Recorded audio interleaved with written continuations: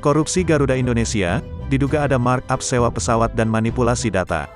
Kejaksaan Agung, Kejagung, membuka penyelidikan kasus dugaan tindak pidana korupsi oleh PT Garuda Indonesia, terbuka. Diduga ada markup sewa pesawat dan manipulasi data. Markup penyewaan pesawat Garuda Indonesia yang mengakibatkan kerugian keuangan negara dengan waktu perjanjian tahun 2013 sampai dengan saat ini dan manipulasi data dalam laporan penggunaan bahan bakar pesawat, ujar Kepala Pusat Penerangan Hukum Kejagung Leonard Ebenezer Simanjuntak dalam keterangan tertulis, Selasa, tanggal 11 Januari tahun 2022. Adapun surat penyelidikan ini keluar telah sejak tanggal 15 November tahun 2021.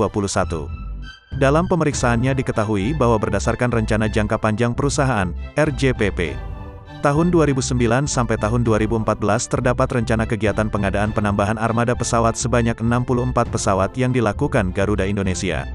Penambahan pesawat itu dilakukan baik dengan menggunakan skema pembelian dan sewa melalui pihak lessor.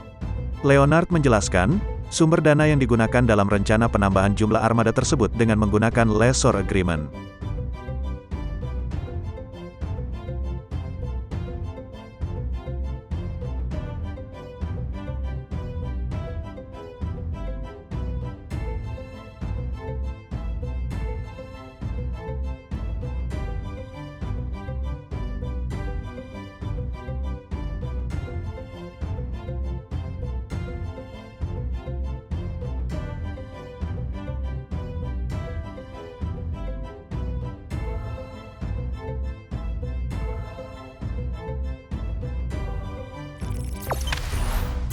Jangan lupa subscribe, share, komen, dan like ya.